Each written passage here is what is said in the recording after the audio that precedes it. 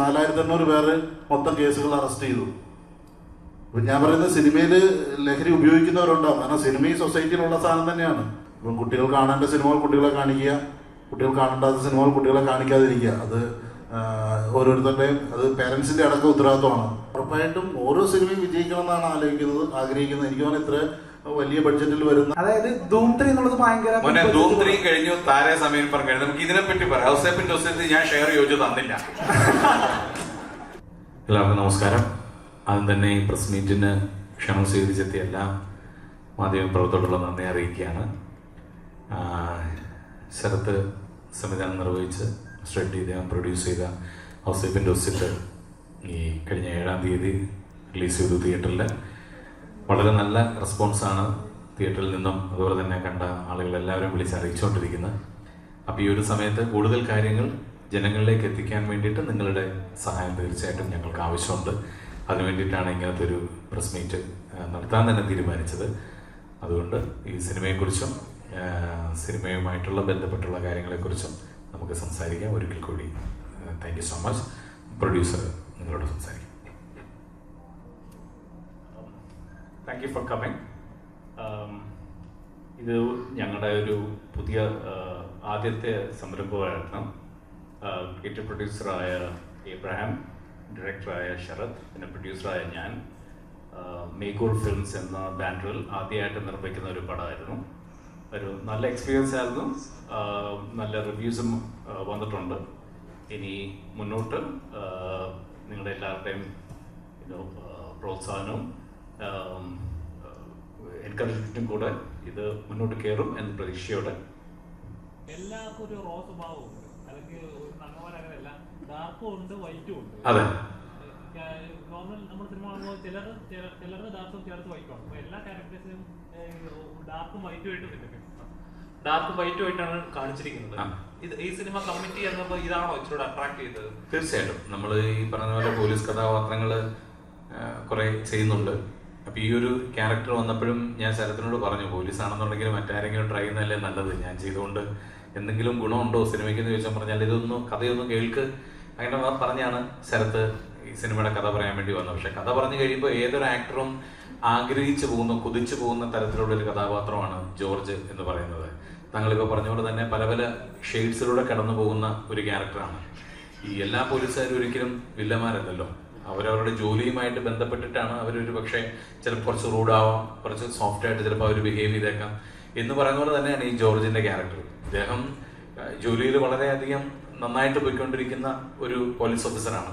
ഇദ്ദേഹത്തിന്റെ ഫാമിലിയിൽ വരുമ്പോൾ ഇദ്ദേഹത്തിന്റെ അപ്പനുണ്ട്, ഇദ്ദേഹത്തിന്റെ ചേട്ടനുണ്ട്, ചേട്ടന്റെ ഫാമിലി ഉണ്ട്, അനിയനുണ്ട്, ഇദ്ദേഹത്തിന്റെ ഫാമിലി ഉണ്ട്. അവിടെ എല്ലാം ഇദ്ദേഹം വളരെ സോഫ്റ്റ് പേഴ്സൺ ആണ്. പക്ഷെ ഒരു പ്രത്യേക സാഹചര്യത്തിൽ ഇദ്ദേഹത്തിന് ചില കാര്യങ്ങൾ ചെയ്യേണ്ടി വരുന്നതാണ്. അതുകൊണ്ടാണ് പല പല ഷെയ്ഡ്സിലൂടെ പോകുന്നത് ക്യാരക്ടർ എന്ന് പറയുന്നത്. ഒരു ആക്ടറെ സംബന്ധിച്ച് വളരെയധികം ചലഞ്ചിങ് ആണ് അതുപോലത്തെ ഒരു ക്യാരക്ടർ. അപ്പം അതുകൊണ്ട് തന്നെ ഈ ഒരു ക്യാരക്ടർ വന്നപ്പം ഒരു സംശയം തോന്നിയില്ല, ഇത് ചെയ്യണോ വേണ്ടയോ എന്നൊരു നിമിഷം പോലും ചിന്തിക്കേണ്ടി വന്നില്ല. ഫസ്റ്റ് ലൈൻ ഒരു സ്റ്റോറി പറഞ്ഞപ്പോൾ തന്നെ ഞാൻ ശരത്തിനോട് പറഞ്ഞു, ശരത്തെ ഞാൻ ഇന്നാണ് എന്ന് പറഞ്ഞു. പിന്നെ ബാക്കിയുള്ള ക്യാരക്ടേഴ്സ് ആരൊക്കെയാണെന്ന് ചോദിച്ച് അതിന് മറുപടി കുട്ടേട്ടൻ, പോത്തൻ, അതുപോലെ ഹേമന്ത്, സെറിൻ, ലേന എന്നൊക്കെ പറഞ്ഞപ്പോൾ തന്നെ പിന്നെ നമുക്കൊരു ഡൗട്ടിന് ആവശ്യമുണ്ട്. ഒരു നല്ല സിനിമയ്ക്ക് വേണ്ട എല്ലാ ചേരുവകളുമുള്ള ഒരു സിനിമയാണ് ഔസേപ്പിൻ്റെ ഒസിറ്റ് എന്ന് അന്നും തോന്നിയിരുന്നു, ഇന്നിപ്പോൾ തിയേറ്ററിൽ കണ്ടപ്പോഴും തോന്നിയിരുന്നു. അതുകൊണ്ട് ഒരുപാട് സന്തോഷമുണ്ട്. വിജയരാഘവൻ ചേട്ടൻ പറഞ്ഞായിരുന്നു, ദിലീഷ് ചേട്ടന്റെയും ഷാജോൺ ചേട്ടന്റെയും കഥാപാത്രം കണ്ടപ്പോൾ എനിക്കത് ചെയ്യാൻ തോന്നി, അസൂയ തോന്നിയിട്ടുണ്ടെന്ന്. അപ്പോൾ 3 മക്കളെ അത്രയധികം സംരക്ഷിക്കുന്നതിനെ കുറിച്ച് കർക്കശക്കാരനായിട്ടുള്ള ഔസേപ്പ് എവിടെയെങ്കിലും 500 എന്ന് പറഞ്ഞ ഒരു കഥാപാത്രത്തിൽ നമുക്ക് ഓർമ്മ വന്ന പോലെ തോന്നി? അങ്ങനെ എവിടെയെങ്കിലും അങ്ങനെ തോന്നിയൊന്നുമില്ല. അല്ല, അങ്ങനെ ഒരു ഇതിനപ്പുറത്തേക്ക് ഇപ്പം കുട്ടേട്ട പറഞ്ഞ ആ പോയിന്റ് വളരെ ചിലപ്പം കറക്റ്റായിരിക്കും. ഇപ്പം എൻ്റെ ക്യാരക്ടറായാലും ഷാജോന്റെ ക്യാരക്ടറും ഏതൊരു ആക്ടറും ചെയ്യാൻ ആഗ്രഹിക്കുന്ന കഥാപാത്രങ്ങളിലൊന്നാണ്. കാരണം അത്രയധികം മാനസികാവസ്ഥകളിലൂടെയും വേരിയേഷൻസിലൂടെ, അല്ലെങ്കിൽ അങ്ങനെ ഒരു ക്യാരക്ടർഗ്രാഫ് എപ്പോഴും നമുക്ക് കിട്ടണമെന്നില്ല. അത്ര നമുക്കിപ്പോൾ ഒരു ക്യാരക്ടറായിട്ട് നിൽക്കുമ്പോഴത്തേക്ക് ഓരോ സിറ്റുവേഷന് ഓരോ മികച്ച സിറ്റുവേഷൻസ് നമുക്ക് കിട്ടണം. ഈ ക്യാരക്ടർ ഒരു സിറ്റുവേഷനിൽ എങ്ങനെ ഡീൽ ചെയ്യുന്നു എന്നുള്ളതാണ് അയാൾക്ക് പെർഫോം ചെയ്യാനുള്ള ഒരു സ്പേസ് എന്ന് പറയുന്നത്. അപ്പോൾ അങ്ങനെയുള്ള മികച്ച സിറ്റുവേഷൻസ് ഈ ക്യാരക്ടറിന് നേരിടേണ്ടി വരുമ്പോഴാണ് നമുക്ക് സാധ്യതയുള്ളൂ. അപ്പോൾ അങ്ങനെ നോക്കുമ്പോൾ എൻ്റെയും ഷാജോൻ്റെയൊക്കെ ക്യാരക്ടർ തീർച്ചയായിട്ടും ഈ സിനിമയിൽ ഒരുപാട് സമ്പന്നമാണ്. ആ ക്യാരക്ടർ ക്രിയേറ്റിവിറ്റി കാര്യത്തിൽ ഒരുപാട് സമ്പന്നമാണ്. അത് മാക്സിമം നന്നാക്കാൻ ഞങ്ങൾ ശ്രമിച്ചിട്ടുണ്ടോ എന്ന് തോന്നുന്നു. പടം കാണുമ്പോൾ കൊള്ളാം, നന്നായിട്ടുണ്ട്. ഡയറക്ടർ സർ, ഔസേപ്പിന്റെ ഒസ്യത്ത് എന്നുള്ള സിനിമയിലെ ഔസേപ്പ് എന്ന ടൈറ്റിൽ ക്യാരക്ടർ ചെയ്യുന്നത് വിജയരാഘവൻ സാറാണ്. എന്തുകൊണ്ടാണ് വിജയരാഘവൻ സാറ് ഈ പ്രസ് മീറ്റിന് വരാതിരുന്നത്? ചേട്ടാ വേറൊരു ഷൂട്ടില്ല, പുള്ളി നീലേശ്വരത്താണ്, കാസർഗോഡ്, അതുകൊണ്ടാണ് വരാതിരുന്നത്. ഈ സിനിമയുടെ ഏറ്റവും വലിയ സവിശേഷത അല്ലെങ്കിൽ ഒരു മാർക്കറ്റിങ്ങിനായാലും ഈ സിനിമ ഏറ്റവും കൂടുതൽ വിശേഷപ്പെട്ടിരിക്കുന്നത് കിഷ്കിന്ധാകാന്ഡത്തിന് ശേഷം വിജയരാഘവൻ സാറ് ചെയ്യുന്ന ഒരു മികച്ച കഥാപാത്രം എന്നുള്ള രീതിയിലാണ്. അതിന്റെ ചോദ്യം, എന്തുകൊണ്ടാണ് ഈ ഒരു ഔസേപ്പ് എന്നുള്ള കഥാപാത്രമായിട്ട് വിജയരാഘവൻ സാറിനെ ചൂസ് ചെയ്തത്? ഈ ഔസേപ്പിന്റെ ക്യാരക്ടറിന് ഒരു ക്യാരക്ടർ ആർക്കുണ്ട്, ഇമോഷണൽ ആർക്കുണ്ട്. അത് ആ സ്ക്രിപ്റ്റ് ചെയ്യുന്ന സമയത്ത് തന്നെ പുള്ളിയുടെ മാനറിസവും അതെല്ലാം അതിന് ആപ്റ്റാണെന്ന് തോന്നി. അതുകൊണ്ട് നമ്മൾ കുട്ടികളുടെ തന്നെ അതിനകത്ത് ഫിക്സ് ചെയ്ത. ഒരുപാട് നാളുകൾക്ക് ശേഷമാണ് നല്ലൊരു കഥാപാത്രം ലഭിക്കുന്നത്, അതും ഇത്രയും ലെജൻഡ് ആയിട്ടുള്ള ആൾക്കാരുടെ കൂടെ. ഷാജോൺ ചേട്ടനാണെങ്കിലും വിജയരാഘവൻ ചേട്ടനാണെങ്കിലും ദിലീഷ് ചേട്ടനൊക്കെ ആണെങ്കിലും. എങ്ങനെയായിരുന്നു ഈ ഒരു സിനിമ ഔസേപ്പിന്റെ ഒസ്യത്ത് ഒരു ബ്രേക്ക് നൽകുമെന്ന് ഉറപ്പായിട്ടും തോന്നുന്നുണ്ട്? നല്ലൊരു ക്യാരക്ടറാണ്, ഇവരുടെ ഒരു ഇളയ അനിയനായിട്ടാണ് അഭിനയിച്ചത്. എന്ത് തോന്നുന്നു? Thank you so much. ഞാൻ കാത്തിരിക്കുകയായിരുന്നു നല്ലൊരു ക്യാരക്ടറിനായിട്ട്. കാരണം നമ്മളിപ്പോൾ ഒരുപാട് സിനിമകൾ ചെയ്താൽ പോലും ചിലപ്പോൾ ആരും അറിയണമെന്നും ആരും കാണുന്ന പോലും ഇല്ല. അപ്പോൾ നല്ല ആർട്ടിസ്റ്റുകളുള്ള സിനിമകൾ ചെയ്യുമ്പോഴാണ് ശ്രദ്ധിക്കപ്പെടുന്നത്. അപ്പോൾ എന്നെ ശരത്തി ക്യാരക്ടർ വരാൻ വിളിച്ചപ്പോൾ ആദ്യം പറഞ്ഞത് ദിലീഷ് ചേട്ടൻ ഷാജോൺ ചേട്ടൻ അനിയനായിട്ട് കുട്ടേട്ടൻ്റെ മകനായിട്ട്. എനിക്ക് അപ്പോൾ തന്നെ കിളി പോയി. കാരണം ഏതൊരു ആർട്ടിസ്റ്റിൻ്റെയും സ്വപ്നമാണ്, കാരണം ഇത്രയും എസ്റ്റാബ്ലിഷ് ആൾക്കാരോട് അഭിനയിക്കുക എന്ന് പറയുന്നത്. പിന്നെ ഈ പടത്തിൻ്റെ സ്ക്രിപ്റ്റ് കേൾക്കുമ്പോൾ ഫസലാണ് സ്ക്രിപ്റ്റ് ചെയ്തിരിക്കുന്നത്. ഒരു ഗംഭീര സ്ക്രിപ്റ്റാണ്, പടം കണ്ടാണോ എല്ലാവർക്കും അറിയാം. ഗംഭീര സ്ക്രിപ്റ്റാണ്, എല്ലാ ക്യാരക്ടേഴ്സും ഭയങ്കര ഡെപ്തുള്ള സ്ക്രിപ്റ്റാണ്. അപ്പോൾ അത് ആസ് എൻ ആർട്ടിസ്റ്റ് എൻ്റെ ഒരു ഭാഗ്യം, എൻ്റെ സ്വപ്നമായിരുന്നു, എൻ്റെ ഒരു ഭാഗ്യമാണ്. കാരണം നമ്മൾ ഇവിടെ അഭിനയിക്കുമ്പോൾ ഇപ്പോൾ ദിലീഷേട്ടനാണെങ്കിലും ഷാജോട്ടാണെങ്കിലും കുട്ടിയേട്ടനൊക്കെ ആണെങ്കിലും നമുക്ക് ഒരുപാട് പറഞ്ഞു തരും. അവരൊക്കെ ഭയങ്കര ഹെൽപ്ഫുള്ളായ സപ്പോർട്ടിങ് ആർട്ടിസ്റ്റുകളാണ്. ആർക്കും ഒരു ഈഗോയോ ഒന്നുമില്ല. സിനിമ നന്നാവുന്നത് മാത്രമേ ഉള്ളൂ. എല്ലാ സമയത്തും കുട്ടിയേട്ടനൊക്കെ എനിക്ക് ഒരു 2 മണിക്കൂർ ക്ലാസ് എടുത്തുന്നുണ്ട് പുള്ളി അഭിനയത്തെക്കുറിച്ച്. ഞാനൊരു ഇൻസ്റ്റിറ്റ്യൂട്ടിൽ പോയി പഠിച്ചാൽ എനിക്ക് ഒരു വർഷം എടുക്കും അത്രയും പഠിക്കാം. അത്രയും പുള്ളി എനിക്ക് പറഞ്ഞു തരുന്നുണ്ട്. ആ ഒരു ബന്ധം ഫോം ചെയ്താൽ പുള്ളി ശരിക്കും അത്രയും പറഞ്ഞിരുന്നു നമുക്ക്. അപ്പോൾ അതൊക്കെ ഒരു ആക്ടറെ സംബന്ധിച്ചുള്ള വലിയ ഭാഗ്യമാണ്. ഇപ്പോൾ പോത്തേട്ടൻ ദിലീഷേട്ടൻ പടം കണ്ടിട്ട് ഞാൻ കൊള്ളാന്ന് പറയുമ്പോൾ ഞാൻ ഭയങ്കര ഹാപ്പിയാണ്. കാരണം ഈ ഒരു സിനിമയിൽ ഞാൻ മോശമാക്കി എന്ന് പറഞ്ഞാൽ എനിക്ക് പിന്നെ തലവെക്കാൻ പറ്റില്ല. അപ്പോൾ അത് പോത്തേട്ടൻ നന്നായി എന്ന് പറയുമ്പോൾ എനിക്ക് വളരെ ഹാപ്പിയാണ്. എല്ലാവരും സിനിമയുടെ നല്ല അഭിപ്രായം പറയുന്നുണ്ട്. അപ്പോൾ ഹോപ്പ്ഫുള്ളി ബ്രേക്കായി മാറട്ടെ. അപ്പോൾ എല്ലാവർക്കും വേണ്ട നല്ല സിനിമകളാണ്. അപ്പോൾ നല്ല ക്യാരക്ടേഴ്സ് ചെയ്യാനല്ലോ ആഗ്രഹിക്കുന്നത്. ഇപ്പോൾ ലീഡ് ചെയ്യാനൊന്നുമല്ല ആർക്കും ആഗ്രഹമുണ്ട് ഇല്ലെന്നല്ല, പക്ഷെ സ്റ്റിൽ അങ്ങനത്തെ ക്യാരക്ടേഴ്സാണ് എല്ലാവരും കാത്തിരിക്കുന്നത്. അപ്പോൾ ശരിക്കും ഒരു വളരെ വലിയ ഭാഗ്യമായിരുന്നു. അതിന് ഞാൻ ശരത്തിനോടും മൈബോ ഫിലിംസിനോടും എഡിയോടും നന്ദി പറയുന്നു. അപ്പോൾ ഫസലിനോടും നന്ദി പറയുന്നു. ചേട്ടാ, മൈ ബോസ് എന്നുള്ള ജിത്തു ജോസഫിന്റെ സിനിമ ചേട്ടന്റെ കരിയറിൽ ഒരു മൈൽ സ്റ്റോൺ ആയിരുന്നു. അതിനുശേഷം ദൃശ്യം എന്നുള്ള സിനിമയും ചേട്ടന് ജിത്തു ജോസഫ് സാർ തരുന്നു. ചേട്ടനൊരു കരിയറിന്റെ ഒരു പീക്ക് ടൈമിലേക്ക് പോകുന്ന ഒരു രീതി ഉണ്ടായിരുന്നു. പക്ഷെ പിന്നെയും ഒരു ഡൗൺ വന്നായിരുന്നു. പക്ഷെ പിന്നെയും ഇപ്പോ ബ്രോമാൻസ്, ഔസേപ്പിന്റെ ഒസ്യത്ത് പോലുള്ള സിനിമകളുടെ വീണ്ടും ബാക്ക് ടു ട്രാക്ക് എന്നുള്ള രീതിയിലോട്ട് ഷാജോൺ ചേട്ടൻ വരികയാണ്. അപ്പൊ കരിയറിലെ ഈ അപ്സ് ആൻഡ് ഡൗൺസിനെ എങ്ങനെയാണ് നോക്കി കാണുന്നത്? വളരെ നല്ല രീതിയിൽ തന്നെ നോക്കി കാണുന്നത്. അങ്ങനെ വേണമല്ലോ. നമുക്ക് എപ്പോഴും ഒരു ആർട്ടിസ്റ്റിനും അങ്ങനെ ഒരേപോലെ എപ്പോഴും അങ്ങനെ മെയിൻറ്റെയിൻ ചെയ്യാൻ പറ്റുമെന്ന് എനിക്ക് തോന്നുന്നില്ല. ഒന്നാമത്തെ കാര്യം, ഇതെല്ലാ സിനിമകളും നമ്മൾ എഴുതി നമ്മൾ ഡയറക്റ്റ് ചെയ്ത് നമ്മൾ റിലീസ് ചെയ്യുന്നതല്ലല്ലോ. ഇത് ഓരോരോ ഡയറക്ടേഴ്സും ഓരോരോ റൈറ്റേഴ്സും അവർ ഒരു സ്ക്രിപ്റ്റ് എഴുതുന്നു, അതിലേക്ക് അവർ നമ്മളെ ചൂസ് ചെയ്യണം അല്ലേ. എനിക്കിപ്പം ഇവിടെ ഹിറ്റാവുന്ന എല്ലാ സിനിമയിലും അഭിനയിക്കണം എന്ന് എനിക്ക് ആഗ്രഹമുണ്ട്. പക്ഷെ നമ്മളെ എല്ലാ സിനിമയ്ക്കും നമ്മൾ ഉൾപ്പെടുത്താൻ പറ്റില്ല, അല്ലെങ്കിൽ നമുക്ക് എല്ലാ സിനിമയും ചെയ്യാൻ പറ്റില്ല. അപ്പം അതുകൊണ്ട് തന്നെ നമ്മളിലേക്ക് വരുന്ന സിനിമകളെ നമുക്ക് ചൂസ് ചെയ്യാൻ പറ്റുള്ളൂ, ആ സിനിമകളെ നമുക്ക് അഭിനയിക്കാൻ പറ്റുള്ളൂ. അപ്പം അതെല്ലാ സിനിമകളും ചിലപ്പം വിജയിച്ചെന്ന് വരില്ല. അപ്പം വിജയിക്കാതെ വരുമ്പോൾ ഡൗൺ വരും, വിജയിക്കുമ്പോൾ അപ്പോൾ ഇതൊന്നും നമ്മുടെ കയ്യിലിരിക്കുന്ന കാര്യങ്ങളല്ല. നല്ല ഡയറക്ടേഴ്സിൻ്റെയും നല്ല റൈറ്റേഴ്സിൻ്റെയും നല്ല പ്രൊഡ്യൂസേഴ്സിൻ്റെയും സിനിമയിൽ അഭിനയിക്കാൻ കഴിയുക എന്ന് പറയുന്നതാണ് വലിയ ഭാഗ്യം അല്ലേ. അപ്പം അതൊന്നും ഒരു ആക്ടറുടെ മാത്രം കാര്യമല്ല. ഈ അപ്പ് ആൻഡ് ഡൗൺസ് എന്ന് പറയുന്നത് ഒരു ആക്ടറുടെ മാത്രം കയ്യിലിരിപ്പുകൊണ്ട് വരുന്ന, അല്ലെങ്കിൽ അദ്ദേഹത്തിന് മാത്രം കുഴപ്പമല്ല. അത് നല്ല സിനിമകളിൽ അദ്ദേഹം ഭാഗമാകുമ്പോൾ അദ്ദേഹത്തിന് നല്ല സിനിമകൾ വരും, അത് മാത്രമേ ഉള്ളൂ. അതാണ് അതിൻ്റെ എല്ലാവർക്കും ഉണ്ടാകും കേട്ടോ. റൈറ്റേഴ്സിനും ഡയറക്ടേഴ്സിനും പ്രൊഡ്യൂസേഴ്സിനും എല്ലാം ഈ അപ്പ് ആൻഡ് ഡൗൺസ് ഉണ്ടാവും കേട്ടോ. അപ്പോൾ അതും നമുക്ക് മാത്രം എല്ലാവർക്കും വരുന്നതാണ്. ഡൗൺസ് വരുമ്പോൾ നമ്മൾ അതിൽ നിന്ന് നല്ല കാര്യങ്ങൾ പഠിച്ച് ഇനി ഡൗൺ ആവാതിരിക്കാൻ വേണ്ടിയിട്ട് നമ്മൾ ഹാർഡ് വർക്ക് ചെയ്യാം. അപ്പം നമ്മൾ അപ്പോൾ വരും. അങ്ങനെയാണല്ലോ ലൈഫ് എന്ന് പറയുന്നത്, അങ്ങനെയാണല്ലോ. നല്ല രീതിയിൽ തന്നെ നോക്കുകയാണ്, അത്രേ ഉള്ളൂ. മലയാള സിനിമയിലെ ഏറ്റവും മികച്ച സംവിധായകരിൽ ഒരാളായിട്ടുള്ള ജിത്തു ജോസഫ് സാറിന് ഷാജോൺ ചേട്ടന് ഒരു പ്രത്യേക ഇഷ്ടമുണ്ടെന്ന് തോന്നിയിട്ടുണ്ട്. ചേട്ടന് തോന്നിയിട്ടുണ്ടോ? എന്താണ് ഈ ഇഷ്ടത്തിന് കാരണം എന്ന്? അങ്ങനെ പ്രത്യേക ഇഷ്ടമുണ്ടെന്ന് എനിക്ക് തോന്നിയിട്ടില്ല. അങ്ങനെ ഉണ്ടെങ്കിൽ അദ്ദേഹത്തിന്റെ എല്ലാ സിനിമകളിലും എന്നെ വിളിക്കണമല്ലോ. ദൃശ്യം കഴിച്ചിട്ട് അങ്ങനെ വിളിച്ചിട്ടില്ല. അപ്പൊ ഞാനും അതിന്റെ കാര്യം ചോദിച്ചിട്ടുണ്ട്. അപ്പോൾ അതെന്നോട് പറഞ്ഞിട്ടുള്ളത്, അദ്ദേഹത്തിന് ആവശ്യമുള്ളപ്പോഴേ അദ്ദേഹം വിളിക്കുള്ളൂ. ഞാൻ ജിത്തു ജോസഫ് എന്നൊരു ഫിലിം മേക്കറെ മനസ്സിലാക്കിയിട്ടുള്ളത് ആവശ്യമില്ലാതെ ഒന്ന് ഫോൺ ചെയ്യുന്നതോ ആവശ്യമില്ലാതെ അദ്ദേഹത്തിനെ കുറിച്ച് പോയിട്ട് സംസാരിക്കുന്നോ അദ്ദേഹത്തെ പോയി കാണുന്നോ ഒന്നും ഇഷ്ടമല്ലാത്ത ഒരാളാണ് അദ്ദേഹം. അത് എനിക്കിപ്പോഴല്ല, പണ്ട് മുതൽ അറിയാവുന്ന മൈബോസ് കഴിഞ്ഞ് മൈബോസിലാണ് ഞാൻ അദ്ദേഹത്തെ പരിചയപ്പെടുന്നത്, ഒരുമിച്ച് വർക്ക് ചെയ്യുന്നത്. അതിനുശേഷവും നമ്മൾ ഈ സിനിമയിൽ നമ്മൾ കേട്ടിട്ടുണ്ട്, നമ്മൾ ഇടയ്ക്കിടയ്ക്ക് ഇങ്ങനെ കോൺടാക്ട് ചെയ്തുകൊണ്ടിരിക്കണം കേട്ടോ, അല്ലെങ്കിൽ നമ്മളെ മറന്നു പോകും, ഇടയ്ക്കൊക്കെ ഒന്ന് വിളിച്ചൊന്ന് സംസാരിച്ചേക്കണം എന്നാലേ വേഷം കിട്ടുമെന്നൊക്കെ പറഞ്ഞ് കേട്ടിട്ടുണ്ട്. അപ്പം ഞാൻ മൈബോസ് കഴിഞ്ഞ് അടുപ്പിച്ച് വിളിച്ചപ്പം ജിത്തു തന്നെ എന്നോട് പറഞ്ഞു, ഷാജോനെ ഇങ്ങനെ അടുപ്പിച്ച് വിളിക്കണമെന്നൊന്നുമില്ല കേട്ടോ, എൻ്റെ സിനിമയിൽ ഷാജോണിന് പറ്റുന്നൊരു വേഷം ഉണ്ടെങ്കിൽ ഞാൻ ഷാജോണിനെ വിളിച്ചിരിക്കും, അത് ഷാജോൻ എന്നെ വിളിച്ചാലും ശരി വിളിച്ചില്ലെങ്കിലും ശരി. അപ്പം നമുക്ക് ഒരാളുടെ ക്യാരക്ടർ നമുക്ക് മനസ്സിലാകും, മനസ്സിലായില്ലേ? അപ്പൊ അതിനുശേഷമാണ് ഞാൻ പോലും അതിലേക്ക് അദ്ദേഹത്തിനെ ദൃശ്യത്തിലേക്ക് വിളിച്ചിട്ടുള്ളത്. അപ്പൊ ദൃശ്യം കഴിഞ്ഞിട്ട് അദ്ദേഹത്തിന്റെ സിനിമകൾ ഉണ്ടായിട്ടുണ്ട്, പക്ഷെ അതിലൊന്നും എന്നെ വിളിച്ചിട്ടില്ല. അപ്പൊ ഞാൻ ചോദിച്ചപ്പോൾ എന്നോട് പറഞ്ഞത്, ഷാജോണിന് പറ്റുന്ന ക്യാരക്ടർ വരുമ്പോൾ ഞാൻ ഷാജോണിനെ തന്നെ വിളിക്കുള്ളൂ എന്ന് പറഞ്ഞിട്ടുണ്ട്. അപ്പൊ അത് ഒരു പ്രത്യേക ഇഷ്ടത്തിന്റെ പുറത്തല്ല വരുന്നത്. ഇത് നമ്മൾ ചില ക്യാരക്ടേഴ്സ് ചെയ്യാൻ, പ്രത്യേകിച്ച് ജിത്തു ജോസഫിനെ പോലെ അല്ലെങ്കിൽ പോത്തിനെ എഴുതിക്കൊണ്ട് പറയല്ല, പോത്തിനെ പോലെ ഞാൻ പോത്തോണ്ട് പറഞ്ഞിട്ടുണ്ട്, പോത്ത ഞാനൊരു അവസരം ചോദിച്ചുകൊണ്ട് പോത്തന്റെ സിനിമയിൽ ഞാൻ ഉണ്ടാവില്ല എന്ന് എനിക്കറിയാം. എന്നെങ്കിലും എൻ്റെ ഷെയ്ഡുള്ളൊരു ക്യാരക്ടർ വരുമ്പോൾ എന്നെ തന്നെ വിളിക്കണം കേട്ടോ എന്ന് ഞാൻ റിക്വസ്റ്റ് ചെയ്തിട്ടുണ്ട്. അല്ലാതെ എപ്പോഴും ഞാൻ പോത്തനെ കാണുമ്പോൾ സുഖമാണോ, എന്നാണ് വിശേഷം എന്ന് പറഞ്ഞ് എഴുതിട്ട് അടുത്ത പടത്തിൽ ഷാജോൺ നായകൻ കേട്ടോ, ഒരിക്കലും പോത്തൻ അങ്ങനെ തീരുമാനിക്കില്ല. അവരുടെ സിനിമകൾ നമുക്ക് പറ്റുന്നൊരു ക്യാരക്ടർ വന്നാൽ നമുക്ക് ഷാജോൻ്റെ ഒന്ന് ട്രൈ ചെയ്താലോ എന്ന് ചിലപ്പോൾ തോന്നിയേക്കാം. അതിന് വേണ്ടിയിട്ട് നമ്മൾ നല്ല നല്ല വേഷങ്ങൾ ചെയ്യാം. ഇവരെ പോലുള്ള പോത്തനെ പോലെ ജിത്തു ജോസഫ് അതുപോലുള്ള കഴിവുകൾ തെളിയിച്ച് ഇപ്പോഴും നല്ല നല്ല സിനിമകൾ തന്നുകൊണ്ടിരിക്കുന്ന ഡയറക്ടേഴ്സിന്റെയും റൈറ്റേഴ്സിന്റെയും പ്രൊഡ്യൂസേഴ്സിന്റെയും ശ്രദ്ധയിൽപ്പെടത്തക്ക രീതിയിലുള്ള ക്യാരക്ടേഴ്സ് ചെയ്യാൻ നമ്മൾ ശ്രദ്ധിക്കുക. ആ ഒരു ഡിസിപ്ലിൻ നമ്മൾ മെയിൻറ്റെയിൻ ചെയ്യുക. അത്രേ ഉള്ളൂ. ദിലീഷ് മൈക്ക് എന്തോ എടുത്തില്ല, എന്തോ പറയാനായിരുന്നു. എന്തോ പറയാൻ മൈക്ക് എടുത്തായിരുന്നു.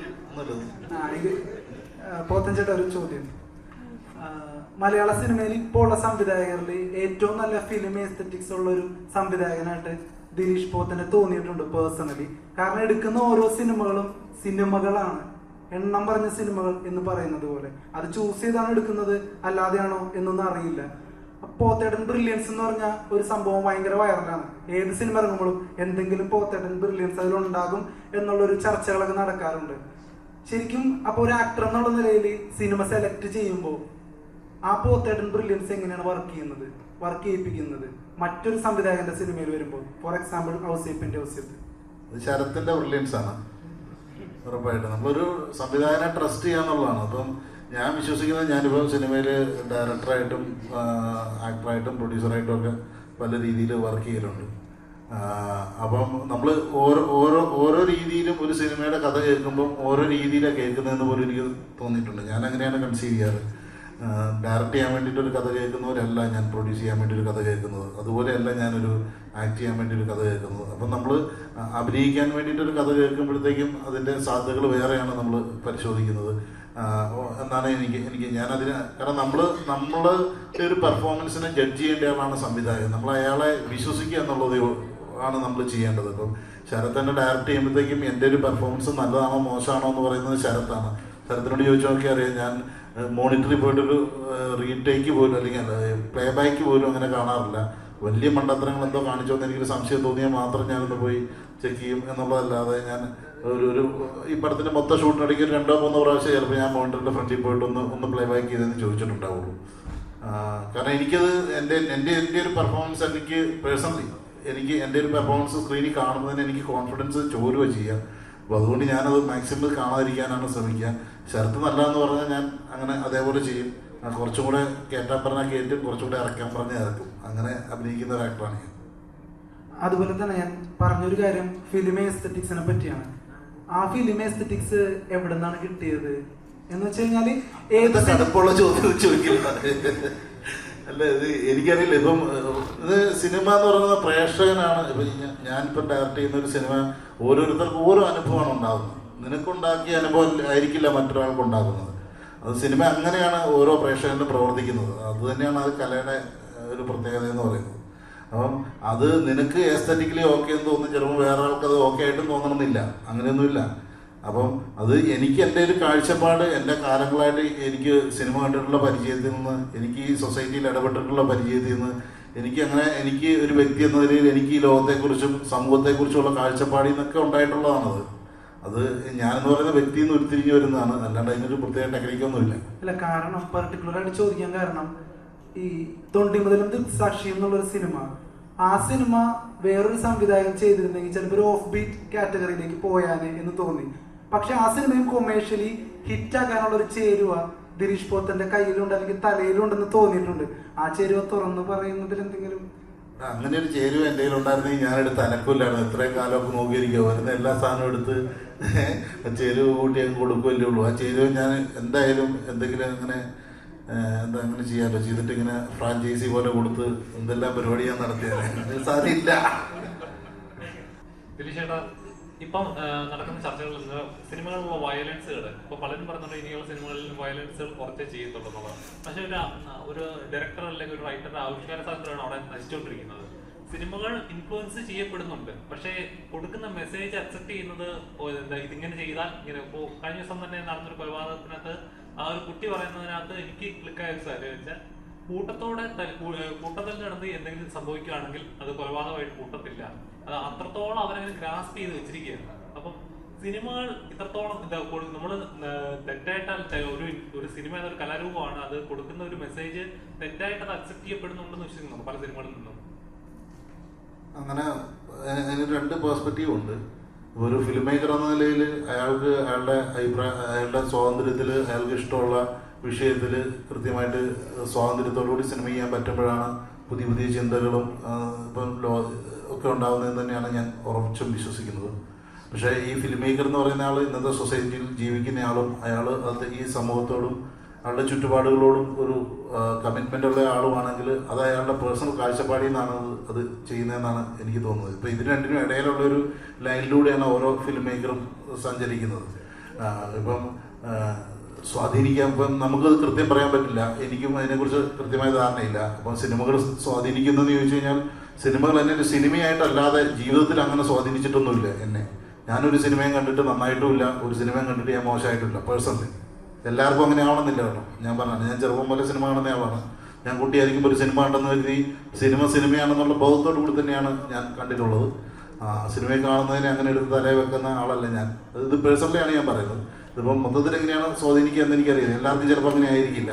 അപ്പോൾ ആ ബോധ്യങ്ങൾ ഉണ്ടാവേണ്ടതുണ്ട്. പിന്നെ നമ്മൾ കുറച്ചും കൂടെ അങ്ങനെ സെൻസർ നിയമങ്ങളെയൊക്കെ കുറച്ചും കൂടെ കൃത്യത പറയും. നമുക്കിതെല്ലാം ഉണ്ട്, പക്ഷെ ഇത് കൃത്യമായിട്ട് നടക്കുന്നുണ്ടെന്നുള്ള കാര്യം സംശയമാണ്. ഇപ്പം കുട്ടികൾ കാണേണ്ട സിനിമകൾ കുട്ടികളെ കാണിക്കുക, കുട്ടികൾ കാണേണ്ടാത്ത സിനിമകൾ കുട്ടികളെ കാണിക്കാതിരിക്കുക, അത് ഓരോരുത്തരുടെയും അത് പേരൻസിൻ്റെ അടക്കം ഉത്തരവാദിത്വമാണ്. ഇത് അഡൽട്സ് മാത്രം കാണേണ്ട ഒരു സിനിമയാണെന്ന് പരസ്യം ചെയ്യുകയും പേരൻസ് തന്നെ കുട്ടികളെ കൊണ്ട് അതിലേക്ക് കാണിക്കാൻ പോവുകയും ചെയ്തിട്ട് സിനിമയെ കുറ്റം പറഞ്ഞിട്ടും കാര്യമില്ല എന്നാണ് എനിക്ക് തോന്നുന്നത്. തീർച്ചയായിട്ടും. കാരണം ഇപ്പൊ നടക്കുന്ന പല കാര്യങ്ങളും സിനിമയ്ക്കാണ് കുറ്റം വരുന്നത്. സിനിമയാണ് എല്ലാത്തിനും. ഇപ്പൊ പാർട്ടിക്കാർ പറയുന്നത് സിനിമകളാണ് ഇൻഫ്ലുവൻസ് ചെയ്യപ്പെടുന്നത്. ഇപ്പൊ ലഹരിയുടെ അങ്ങനെയാണെങ്കിൽ ഞാൻ ഒരു കാര്യം ചെയ്തേ, സിനിമ എന്തെല്ലാം നല്ല മെസ്സേജ് ചെയ്യുന്നു, ഈ സമൂഹമൊക്കെ എന്നാ നന്നാണ്ടിതാണ്. പക്ഷെ എത്രയോ നല്ല സിനിമകൾ വരുന്നു. അപ്പൊ അത് ഇപ്പൊ മോശം സാധനം സ്വാധീനിക്കുന്ന പോലെ തന്നെ നല്ലത് സ്വാധീനിക്കണ്ടേ? എനിക്കതിൽ വലിയ വിശ്വാസമൊന്നുമില്ല. ഇത് പേഴ്സണൽ അഭിപ്രായമാണ് ഞാൻ പറഞ്ഞത്.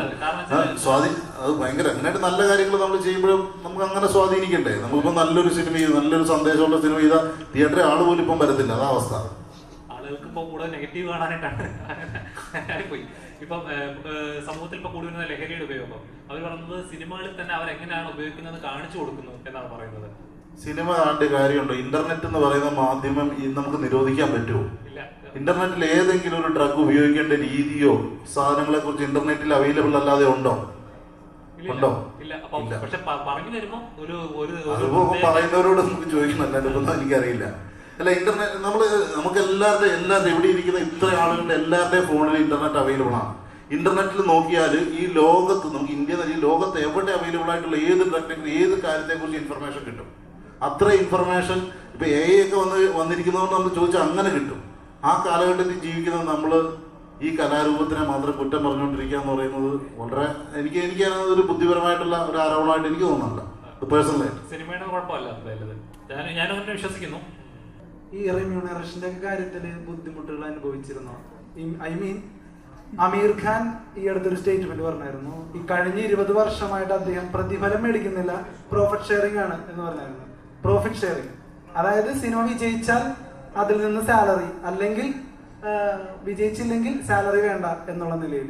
അപ്പൊ ഈ സമരങ്ങൾക്കൊക്കെ ഇതുപോലുള്ള നിലപാടുകൾ സഹായകരമാവില്ല. ഈവൻ അങ്ങനെ ചില താരങ്ങൾ തീരുമാനിച്ചാൽ പ്രൊഡ്യൂസേഴ്സ് കുറച്ചും കൂടി സേഫ് ആയിട്ട് സിനിമ നിർമ്മിക്കാനായിട്ട് വരില്ലേ? പലപ്പോഴും താരങ്ങൾ റെഡിയായിരിക്കും, പ്രൊഡ്യൂസേഴ്സും ചിലപ്പോൾ അതിന് തയ്യാറാവണമെന്നില്ല. അല്ല ഞാൻ പറയാം, ഞാനൊരു പടം പ്രൊഡ്യൂസ് ചെയ്യുമ്പോൾ എനിക്ക് ആ പടത്തിൽ കോൺഫിഡൻസ് ഉണ്ടെങ്കിൽ ഞാൻ എന്തിനാണ് ആക്ടർക്ക് സാലറി കൊടുക്കുന്നതാണ് എനിക്ക് ലാഭം, എന്തിനാണ് ആക്ടർക്ക് പ്രോഫിറ്റ് ഷെയർ കൊടുക്കുന്നത്? ഞാൻ പ്രേമിൽ പ്രൊഡ്യൂസ് ചെയ്യുമ്പോൾ അതിന്റെ പ്രോഫിറ്റ് ഷെയറിന് അസലിന് കൊടുക്കുന്നതിനേക്കാൾ എനിക്ക് ലാഭം സാലറി കൊടുക്കുന്നത് തന്നെയാണ്. അല്ല, പക്ഷെ അത് എല്ലാ സിനിമകളിലും പറ്റില്ല. ഇപ്പൊ ഞാൻ പറഞ്ഞ പോലെ ഇത്തരത്തിലൊരു ചേരുവ മനസ്സിലാക്കിയ സംവിധായകൻ എന്നുള്ള നിലയിൽ സാറിനത്ര കോൺഫിഡൻസ് അത് പറയുന്നത് ചേരുവയിലേക്ക് വരുന്നത്. ഞാൻ അതിനു മുമ്പ് ചെയ്ത തങ്കം എന്ന് പറയുന്ന സിനിമ പ്രൊഡ്യൂസ് ചെയ്തത് ഞാനാണ്. തങ്കം എന്ന് പറയുന്ന സിനിമ എനിക്ക് സാമ്പത്തികമായി ലാഭം ഉണ്ടാക്കിയ സിനിമയല്ല. ചേരുവ എനിക്കറിയാമല്ലോ, അങ്ങനെയായിരുന്നു ഞാനത് ചെയ്യുമോ? അല്ല, അപ്പോഴും അപ്പൊ ആ റിസ്ക് എടുക്കുന്ന ആളെയാണ് നമ്മൾ പ്രൊഡ്യൂസർ എന്ന് വിളിക്കുന്നത്. ഓക്കെ, അപ്പൊ അമീർ ഖാന്റെ നിലപാട് തെറ്റാണെന്നാണ് പറയുന്നത്? അമീർ ഖാന്റെ നിലപാടിൽ തെറ്റൊന്നുമില്ല. അമീർ ഖാന്റെ ഡിമാൻഡ് അത്. അമീർ ഖാനെ പോലെ ഡിമാൻഡഡ് ആയിട്ടുള്ള ഒരാൾ പറയുന്നത് എനിക്ക് സാലറി വേണ്ട, എനിക്ക് ലാഭവിഹിതം വേണമെന്നാണ് പറയുന്നത്. അത് വലിയൊരു ഡിമാൻഡാണ് എന്നാണ് ഞാൻ പറയാ. ഒരു ആക്ടർ അല്ലേ, അതല്ലേ കൂടുതൽ ഡിമാൻഡിങ്. അതെ, ഫ്രണ്ട് എൻഡ് ലോഡിങ് അല്ലെങ്കിൽ ബാക്ക് എൻഡ് ലോഡിങ്, അത് രണ്ട് ലോഡിങ് തന്നെയാണ്. അല്ല, ഉദ്ദേശിച്ചത് സാലറി എങ്കിലും പ്രോഫിറ്റ് കൊടുക്കുന്നത് നഷ്ടമാണ്. പക്ഷെ ആ സാലറി ഒരു നടൻ ആ സിനിമയിൽ വിശ്വാസം ഉണ്ടെങ്കിൽ അങ്ങനെ ഒരു റിസ്ക് എടുത്തൂടെ? അദ്ദേഹം നടൻ പലപ്പോഴും തയ്യാറായിരിക്കും എന്നാണ് ഞാൻ പറഞ്ഞത്. ഓക്കെ, നടൻ പലപ്പോഴും തയ്യാറായിരിക്കും. ഇപ്പം ഇവിടെ ഹിറ്റാവുന്ന ഒരു സിനിമയ്ക്ക് വേണ്ടിയിട്ട് പ്രൊഡ്യൂസർ ഇൻവെസ്റ്റ് ചെയ്യുമ്പോഴത്തേക്കും നടൻ അത്രയും പ്രോഫിറ്റ് കൊടുത്തു കഴിഞ്ഞാൽ പിന്നെ അത് പ്രൊഡ്യൂസർക്കായിരിക്കും നഷ്ടം എന്നാണ് എനിക്ക് തോന്നുന്നത്. ഇപ്പൊ എല്ലാ പടത്തിലും അല്ല, ഇത് ഓരോ പ്രൊജക്റ്റിനനുസരിച്ചിരിക്കും. മാർക്കറ്റുള്ള ഒരു ആക്ടറെ സംബന്ധിച്ചിടത്തോളം പ്രോഫിറ്റ് മേടിക്കുന്നതാണ് ലാഭം. അമീർ ഖാന് മാർക്കറ്റ് ഉള്ളത് കൊണ്ടാണ് അമീർ ഖാൻ അത് പറയാൻ കഴിയുന്നത്. അദ്ദേഹം പറഞ്ഞത് താരേ സമയം പോലുള്ള സിനിമകൾ സംഭവിക്കാൻ തന്നെ കാരണം ആ തീരുമാനങ്ങളാണ്. ധൂം 3ക്ക് അദ്ദേഹം ചിലപ്പോ പറഞ്ഞ പ്രതിഫലം മേടിച്ചിട്ടുണ്ടാവും. പക്ഷെ താരേ സമയം സംഭവിക്കണമെങ്കിൽ ഇങ്ങനെയുള്ള നിലപാടുകൾ വേണം എന്നാണ് ഉദ്ദേശിച്ചത്. നീ പറഞ്ഞ എല്ലാ സിനിമയും പുള്ളി ഷെയർ മേടിച്ചെന്നല്ലേ നീ പറഞ്ഞത് ആദ്യം? നീ ഓരോ സെന്റൻസിലും അഭിപ്രായം മാറ്റുന്നുണ്ട്. 20 വർഷമായിട്ട് എനിക്കറിയത്തില്ല. ഞാനിത് നീ പറഞ്ഞുള്ള അറിവില്ല, എനിക്കറിയത്തില്ല. ഞാൻ വായിച്ചിട്ടില്ല എവിടെ. എനിക്കറിയത്തില്ല, വാർത്ത വന്നായിരിക്കും. ഞാൻ സോഷ്യൽ മീഡിയ ഉപയോഗിക്കുന്നുണ്ട്. നീ പറഞ്ഞാലോ, നീ തന്നെയാണ് ഇതേ സ്റ്റേറ്റ്മെന്റ് പറയുകയും 1 മിനിറ്റ് കഴിയുമ്പോൾ തിരിച്ചു പറയുകയും ചെയ്യും. അല്ലല്ല, ഞാൻ ഉദ്ദേശിച്ച കൺസെപ്റ്റ് ആണ് മനസ്സിലാക്കേണ്ടത്. അതായത് ധൂം 3 എന്നുള്ളത് ഭയങ്കര ധൂം 3 കഴിഞ്ഞു, താരേ സമയം പറഞ്ഞു. നമുക്ക് ഇതിനെപ്പറ്റി പറയാം. ഞാൻ ഷെയർ ചോദിച്ചു തന്നില്ല, ഞാൻ ചോദിച്ചു തന്നില്ല. ഹേമന്ത് ചേട്ടന്റെ കാര്യത്തിൽ തോന്നിയത് മമ്മൂക്കയൊക്കെ പോലെ ഫിസിക്ക് നല്ലോണം മെയിൻറ്റെയിൻ ചെയ്യുന്ന ഒരാളായിട്ടാണ്. കാരണം അന്ന് കണ്ടതുപോലെ തന്നെ ഇരിക്കുന്നുണ്ട് ഇപ്പോഴും. എത്ര വർഷമായി മറ്റേ ഫാസിൽ സാറിന്റെ പടമൊക്കെ ഇറങ്ങിയിട്ട്? അല്ല, ഞാൻ ആക്ച്വലി എന്റെ ആദ്യ സിനിമ എനിക്ക് 20 വയസ്സേ ഉള്ളൂ. ഞാൻ വളരെ ചെറുപ്പത്തിൽ ഇത് പടമാണ്. പിന്നെ ഞാൻ ഇടയ്ക്ക് ഭയങ്കരമായിട്ട് വണ്ണം വെച്ചായിരുന്നു. ഭയങ്കരമായിട്ട് ലുക്കൊക്കെ ഭയങ്കര മാറിയിരുന്നു. ഞാൻ എടുത്ത തീരുമാനമാണ്, ശക്തമായ തീരുമാനമാണ്. ഞാൻ ബ്രേക്ക് എടുക്കാം, ഞാൻ ഫിസിക്കലി കംപ്ലീറ്റ്ലി ഫിറ്റ് ആവാം, എൻ്റെ ലുക്ക് എന്നെ കൊണ്ട് പറ്റുന്നത് പോലെ എൻ്റെ ലുക്ക് മാക്സിമം നന്നാക്കാൻ ശ്രമിക്കാം. മീൻസ് എനിക്ക് പറ്റുന്ന ലിമിറ്റിൽ എന്താണ് എൻ്റെ ബെസ്റ്റ് വേർഷൻ ഞാൻ സെർച്ച് ചെയ്തുകൊണ്ടിരിക്കുന്നു. അപ്പൊ അത് ഞാൻ ശ്രമിച്ചുകൊണ്ടിരിക്കുന്നു. പിന്നെ നമ്മൾ എനിക്കൊന്നും നല്ലപോലെ ഫിസിക് മെയിൻറ്റെയിൻ ചെയ്ത് നമുക്ക് പ്രായം കുറെ പിടിച്ചതെന്ന് തോന്നുന്നു എനിക്ക്. നമ്മൾ എൻ്റെതായിട്ടുള്ള എഫേർട്ട് എടുത്തുകൊണ്ടിരിക്കുക നല്ല സിനിമകളിലേക്ക്. നമുക്ക് ഇപ്പോൾ ഔസഫ് പോലെ സിനിമകൾ വരുമ്പോൾ നമ്മൾ പ്രിപ്പയർഡ് ആയിരിക്കണം. ആസ് എൻ ആക്ടർ ഞാനിപ്പോൾ എൻ്റെ ആക്ടിങ് ഞാൻ പണ്ടൊക്കെ വളരെ മീഡിയോക്കർ ആക്ടർ എന്ന് എനിക്ക് നന്നായിട്ട് അറിയാം. കാരണം ഞാൻ വളരെ ആക്സിഡന്റ് സിനിമയ്ക്ക് വന്ന ആളാണ്, ഒട്ടും പ്രതീക്ഷിക്കുന്ന സിനിമയ്ക്ക് വന്ന ആളാണ് ഞാൻ. അപ്പൊ എനിക്ക് അവരെ കുറിച്ച് ഒന്നും എനിക്ക് വലിയ ധാരണ ഉണ്ടായിരുന്നില്ല. അപ്പൊ ഇപ്പൊ ഞാൻ സിനിമയെ വളരെ സീരിയസ് ആയി കാണുന്നു. ഞാൻ ആക്ടിങ് വർക്ക്ഷോപ്പുകൾ ചെയ്യുന്നു, സിനിമകൾ കാണുന്നു, ഇമ്പ്രൂവ് ചെയ്യാൻ ശ്രമിക്കുന്നു. ഇപ്പോൾ പോത്തേട്ടനെയോ അല്ലെങ്കിൽ ഷാജോറിനെയോ അല്ലെങ്കിൽ കുട്ടിയേട്ടനെ കിട്ടും ഞാൻ ചോദിച്ചുകൊണ്ടിരിക്കും. പലപ്പോഴും ഞാൻ കുറെ വെറുപ്പിച്ചിട്ടുണ്ട് കുട്ടിയേട്ടനൊക്കെ. കാരണം അവിടെ നിന്ന് കിട്ടും എന്നാണ് ഞാൻ മാക്സിമം ശ്രമിച്ചിട്ടുണ്ട്. പോത്തേട്ടനൊക്കെ ഇപ്പോൾ ചിലത് പറയാൻ ഞാൻ ആലോചിക്കാറ്, ഇതാണ് പോത്തേട്ടൻ ബ്രില്യൻസ്. ഞാനൊക്കെ ആലോചിക്കാറുണ്ട്. പുള്ളി വളരെ കാഷ്വലി പറഞ്ഞു തന്നായിരിക്കാം. അപ്പൊ നമ്മൾ അവിടെ നിന്ന് മാക്സിമം അറിവുകൾ നേടാൻ ശ്രമിച്ചിട്ടുണ്ട്. അപ്പൊ അങ്ങനെ എന്റെ കോ ആക്ടേഴ്സിന്റെ അടുത്തൊക്കെ മാക്സിമം അറിവുകൾ നേടിയിട്ടും സിനിമകൾ കണ്ടിട്ടും അല്ലെങ്കിൽ ആക്ടിങ് വർഷം ചെയ്തിട്ടൊക്കെ ഞാൻ എന്നെ ബെറ്റർ ആയിക്കൊണ്ടിരിക്കുകയാണ്. ഹോപ്പ്ഫുള്ളി നല്ല സിനിമകളിലേക്ക് വരുന്നത് പ്രതീക്ഷിക്കുന്നു. നോക്കാം. പോത്തേട്ടാ, വൺ ലാസ്റ്റ് ക്വസ്റ്റ്യൻ. അതായത് കഴിഞ്ഞ പൈങ്കിളി എന്നുള്ള സിനിമ തിയേറ്ററിൽ കണ്ടപ്പോൾ എനിക്ക് ഏറ്റവും കൂടുതൽ ഒരു അൺകംഫർട്ടബിൾ ആയ ഒരു കാര്യം എനിക്ക് പോത്തേട്ടനോട് ഷെയർ ചെയ്യണമെന്നുണ്ട്. അതായത് നിയമപരമായ സ്റ്റാറ്റ്യൂട്ടറി വാർണിംഗ് എല്ലാ സിനിമകളിലും കൊടുക്കുന്നതാണ്. പുകവലി, മദ്യപാനം ഒക്കെ ആരോഗ്യത്തിന് ഹാനികരം എന്നുള്ളത്. ആ സിനിമയിൽ ഒരു തരത്തിൽ അത് പരിഹസിച്ച പോലെ എനിക്ക് പേഴ്സണലി ഫീൽ ചെയ്തു. ഒരു തരം അവാർഡ് വെച്ച പോലെ പറയുന്നത് പോലെ എനിക്ക് പേഴ്സണലി ഫീൽ ചെയ്തു അതൊരു പരിഹാസമാണെന്നുള്ളത്. ഇപ്പോൾ അതേ സംവിധായകന്റെ സിനിമയിലെ മേക്കപ്പ് ആർട്ടിസ്റ്റ് MDMA കഞ്ചാവൊക്കെ ആയിട്ട് പോലീസ് പിടിയിലായി. അപ്പോൾ വയലൻസ് സിനിമകളുടെ കാര്യത്തിൽ ഇപ്പോൾ നമ്മൾ സമൂഹത്തെ സിനിമയെ കണ്ടാൽ പോരെ എന്നൊക്കെ കുറ്റപ്പെടുത്തുമ്പോഴും സിനിമയിൽ ഈ ലഹരി മാഫിയ സജീവമാകുന്നുണ്ടോ എന്നൊരു സംശയമുണ്ട്. ആ ഒരു സംശയം എങ്ങനെയാണ് ദൂരീകരിക്കാനുള്ളത്? ഞാൻ കഴിഞ്ഞ ദിവസം ഇന്നലെ ഓൺലൈനിൽ കണ്ടൊരു വാർത്ത, കഴിഞ്ഞ 2-3 ദിവസത്തെ പോലീസിന്റെ ലഹരി വേട്ടക്കിടയിൽ 4000-ലധികം പേരെ അറസ്റ്റ് ചെയ്തെന്നാണ് പറഞ്ഞത് കേരളത്തിൽ നിന്ന്. എത്ര സിനിമാക്കാരെ അറസ്റ്റ് ചെയ്ത് എണ്ണം പറ. അതിൽ ഡോക്ടേഴ്സുണ്ട്, ബിസിനസ്സുകാരുണ്ട്, പല പ്രൊഫഷനിലുള്ളവരുണ്ട്. മീഡിയ അറ്റൻഷൻ എന്നാ എനിക്ക് ഇതിനെ തോന്നുന്നുള്ളൂ. അല്ല, ഒരാളാണെങ്കിലും തെറ്റല്ലേ? അതെ, ഉറപ്പായിട്ടും. അല്ല, അതിനകത്ത് അങ്ങനെ ന്യായീകരണമൊന്നുമില്ല. അതിപ്പോൾ ആരായാലും തെറ്റല്ലേ, ഉറപ്പായിട്ടും. അല്ല, ഞാൻ പറയുന്നത് 4000-ലധികം പേര്, അങ്ങനെയല്ലേ, അങ്ങനെയാണ് ഞാൻ വാർത്ത കണ്ടേ. 4000-ലധികം പേരെ അറസ്റ്റ് ചെയ്തു എന്നാണ് പറഞ്ഞത് എറണാകുളത്ത്. നിനക്ക് എന്താണ് തോന്നുന്നത് അതിനെക്കുറിച്ച്? 4800 പേര് മൊത്തം കേസുകൾ അറസ്റ്റ് ചെയ്തു. അപ്പം ഞാൻ പറയുന്നത് സിനിമയിൽ ലഹരി ഉപയോഗിക്കുന്നവരുണ്ടാവും. കാരണം സിനിമ ഈ സൊസൈറ്റിയിലുള്ള സാധനം തന്നെയാണ്. അത് വേറെ പ്രത്യേകിച്ചൊരു സ്ഥലത്തുള്ളതൊന്നുമല്ല. തീർച്ചയായിട്ടും ഈ സമൂഹത്തിൽ ലഹരി ഉപയോഗിക്കുന്നവരുണ്ടെങ്കിൽ സിനിമയിൽ ഉപയോഗിക്കുന്നവരുണ്ടാവും. പക്ഷെ അതിൽ ക്രമാതീതമായിട്ടുള്ള ഒരു അളവുണ്ടെന്ന് എനിക്ക് തോന്നിയിട്ടില്ല ഇന്നുവരെ.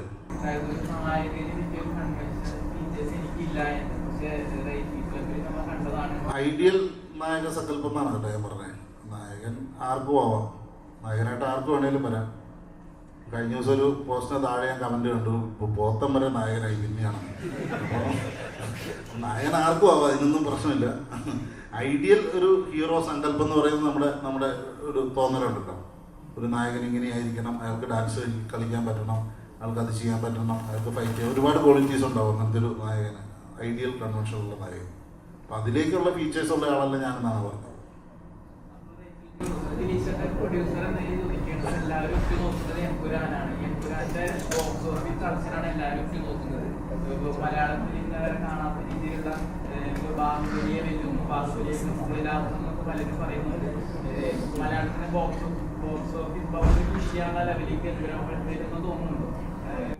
ഉറപ്പായിട്ടും ഓരോ സിനിമയും വിജയിക്കണം എന്നാണ് ആഗ്രഹിക്കുന്നത്. എനിക്ക് തോന്നുന്നു ഇത്ര വലിയ ബഡ്ജറ്റിൽ വരുന്ന വലിയ പ്രതീക്ഷകളുള്ള സിനിമ എന്ന നിലയിൽ തീർച്ചയായിട്ടും എമ്പുരാൻ എന്ന് പറയുന്ന സിനിമ ഇവിടെ വിജയിക്കേണ്ടത് ഇൻഡസ്ട്രിയുടെ ആവശ്യമാണ്, നമ്മുടെ ഓരോരുത്തരുടെ ആവശ്യമാണ് എന്നാണ് ഞാൻ കരുതുന്നത്. ഇപ്പം ഒരു ഫിലിം മേക്കർ എന്ന നിലയിൽ എനിക്ക് നാളെ ഒരു വലിയ സിനിമ പ്ലാൻ ചെയ്യണമെങ്കിൽ നിലവിലുള്ള വലിയ സിനിമകൾ വിജയിക്കേണ്ട ആവശ്യകതയുണ്ട്. തീർച്ചയായിട്ടും ഞാൻ പ്രാർത്ഥിക്കുന്ന ആ സിനിമ വിജയിക്കുമെന്നാണ് പ്രതീക്ഷ. ഇവരുടെ ആക്ടിങ് പെർഫോമൻസസ് വെച്ച് നോക്കുമ്പോൾ ഇത് ഒരു മികച്ച പടമാണെന്ന് എനിക്ക് തോന്നുന്നു. അതുകൊണ്ട് തന്നെ ഇത് കണ്ടിരിക്കണം, തിയേറ്ററിൽ തന്നെ കണ്ടിരിക്കണം എന്ന് ഞാൻ വിശ്വസിക്കുന്നു. അല്ല, ഇത് തന്നെയാണ് നല്ലൊരു സിനിമ. ജനങ്ങൾ കാണാതെ പോകരുത്, ജനങ്ങൾ ശ്രദ്ധിക്കപ്പെടാതെ പോകരുത് എന്നുള്ള ആഗ്രഹം കൊണ്ടാണ് ഈ സിനിമ കാണണമെന്ന് ആഗ്രഹിക്കുന്നത്. പിന്നെയുള്ളൊരു ആഗ്രഹം എന്ന് പറഞ്ഞു കഴിഞ്ഞാൽ ഈ മേഗൂർ എന്ന് പറഞ്ഞൊരു ഫിലിം കമ്പനി എന്ന് പറഞ്ഞു കഴിഞ്ഞാൽ അവർ കുറേ സ്വപ്നങ്ങളുമായിട്ട് നല്ല നല്ല സിനിമകൾ മലയാള സിനിമയ്ക്ക് കൊടുക്കണം എന്നുള്ളൊരു ആഗ്രഹവുമായിട്ട് വന്നിട്ടുള്ള ഒരു നല്ല പ്രൊഡക്ഷൻ കമ്പനിയാണ്. അപ്പോൾ ഈ ഒരു സിനിമയ്ക്ക് നമ്മൾ മലയാളികൾ കൊടുക്കുന്ന ഒരു സ്വീകാര്യതയായിരിക്കും. അവർ മുമ്പ് ചോദിച്ച പോലെ ഫ്യൂച്ചറിൽ അവർക്ക് നല്ല നല്ല സിനിമകൾ ചെയ്യാനുള്ളൊരു ധൈര്യം കൊടുക്കുക. അതുകൊണ്ട് എല്ലാവരും തിയേറ്ററിൽ പോയി കാണണമെന്ന് ഞാൻ പേഴ്സണലി ആഗ്രഹിക്കുന്നു. Thank you. ഈ സിനിമ നല്ല സിനിമയാണെന്ന് ഞാൻ വിശ്വസിക്കുന്നു. നല്ല പ്രകടനങ്ങളുണ്ട്, നല്ല പ്ലോട്ടാണ്. അതുകൊണ്ട് തന്നെ നമ്മൾ തിയേറ്ററിൽ തന്നെ സിനിമ കാണണമെന്ന് ഞാൻ റെക്കമെൻഡ് ചെയ്യുന്നു. ശരത്ത് പറഞ്ഞ പോലെ ഒരുപാട് ഫാമിലി ഇമോഷൻസ് പറഞ്ഞ സിനിമയാണ്. ഇപ്പോൾ ചേട്ടനും അനിയന്മാരും അച്ഛനും മക്കളും ഒക്കെ ഒരുപാട് ഇമോഷൻസ് പറഞ്ഞ സിനിമയാണ്. അപ്പോൾ എനിക്ക് തോന്നുന്നു നമ്മൾ ഒരുപാട് ഇപ്പോൾ നാളെ പറഞ്ഞ ഒരുപാട് വയലൻസ് സിനിമ അല്ലെങ്കിൽ ഭയങ്കര ലൗഡ് സിനിമകൾ കാണുന്നതിനിടയ്ക്ക് ഒരു സ്ലോ പേസ്ഡ് ഒരു ഇമോഷൻസ് പിടിച്ചു വന്ന സിനിമയാണ് ഔസിഫിൻ ഒസിയത്ത്. അപ്പോൾ ഡെഫിനറ്റ്ലി ഡിഫറെൻറ്റ് എക്സ്പീരിയൻസ് ആയിരിക്കും. എന്നോട് കാണാൻ ശ്രമിക്കുക. പിന്നെ മൈഗോ ഫിലിംസ് എഡിയുടെ ആദ്യ സിനിമയാണ്. ഒരുപാട് പ്രൊഡ്യൂസറും നമ്മൾ വർക്ക് ചെയ്യുന്നതാണ്. പുള്ളി ഒരു ഭയങ്കര ഡിഫറെൻറ്റ് പ്രൊഡ്യൂസറാണ്, ഭയങ്കര ജെന്യൂൻ ആയിട്ടുള്ള ആളാണ്. ശരത്തിൻ്റെ ആദ്യ സിനിമയാണ്, റൈറ്റർ ഫസലിൻ്റെ ആദ്യ സിനിമയാണ്. അപ്പോൾ എല്ലാം കൂടെ അവർക്ക് എല്ലാവരും ഒരുപാട് ഫ്യൂച്ചറിലുള്ള ആൾക്കാരാണ്. ഗംഭീര പെർഫോമൻസ് ആണ് പോലത്തെ ഷാൻ ചേട്ടനും കുട്ടിയേട്ടനൊക്കെ. എൻ്റെയും ഒരു മികച്ച പ്രകടനം ഞാനും പറയുന്നുണ്ട്. അപ്പോൾ അതുകൊണ്ട് ഒരു തിരിച്ചുവരവാണ് ഡെഫിനറ്റ്ലി. ഞാൻ കുറേ കാലം കൊണ്ട് എടുത്ത എഫേർട്ടൊക്കെ തിരിച്ചു വന്നുകൊണ്ടെങ്കിൽ ചെറിയ ക്യാരക്ടറാണെങ്കിൽ പോലും വളരെ ബെറ്റർ ചെയ്തിട്ടുണ്ട്. അപ്പോൾ എനിക്ക് വേണ്ടിയും സിനിമ കാണാൻ സപ്പോർട്ട് ചെയ്യാൻ ഒരു ഫാമിലി മൂവിയാണ്. ഡെഫിനറ്റ്ലി എല്ലാവർക്കും ഫാമിലിയിൽ നിന്ന് പീസ്ഫുള്ളായി കാണാൻ വേണ്ടി സിനിമയാണ്, കണ്ട് സപ്പോർട്ട് ചെയ്യാൻ. Thank you. Okay, thank you so much. ഒരിക്കൽ കൂടി എല്ലാവർക്കും താങ്ക് യു.